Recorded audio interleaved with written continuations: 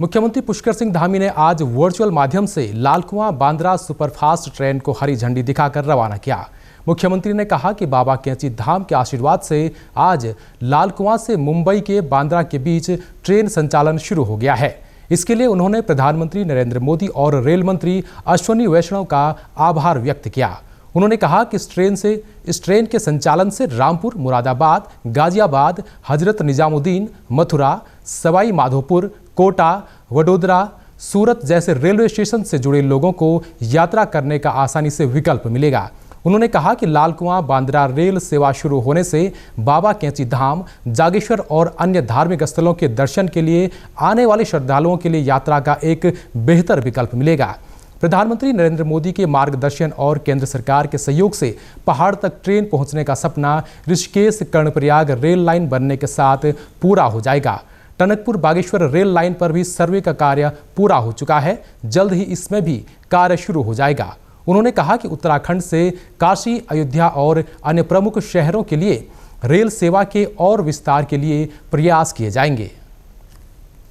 3 करोड़ी बाबा के आशीर्वाद से आज लालकुआं से बांद्रा ट्रेन का संचालन का जो स्वप्न था, हम लोगों की बहुत लंबे समय से जो मांग थी, वो मांग पूरी हुई है।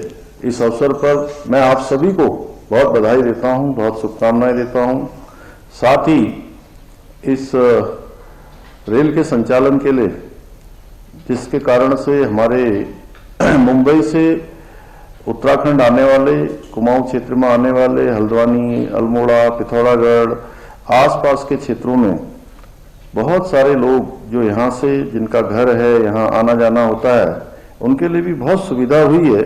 मैं इसके लिए आदरणीय प्रधानमंत्री जी का और आदरणीय रेल मंत्री जी का दिल से आभार प्रकट करता हूँ। वहीं नैनीताल सांसद अजय भट्ट ने कहा कि यहाँ के लोगों की यह बहुत पुरानी मांग थी कि लालकुआं से मुंबई के लिए सीधे रेल सेवा सुचारू हो, जो आज पूर्ण हुई है। इस रेल सेवा के संचालन से पूरे कुमाऊं क्षेत्र के लोगों के साथ ही यहाँ के विभिन्न धार्मिक एवं पर्यटन स्थलों के दर्शनार्थियों व पर्यटकों को भी लाभ मिलेगा। उन्होंने कहा कि सप्ताह में 3 रेलगाड़ियां रामनगर, हल्द्वानी और अब लालकुआं से मुंबई के लिए जा रही हैं, जिसका लाभ यहाँ के पर्यटन क्षेत्रों को भी मिलेगा। उत्तराखंड की बहुत बड़ी आबादी मुंबई में, दिल्ली में और बरेली में, कई बड़े शहर हैं, लखनऊ में रहती है, कानपुर में।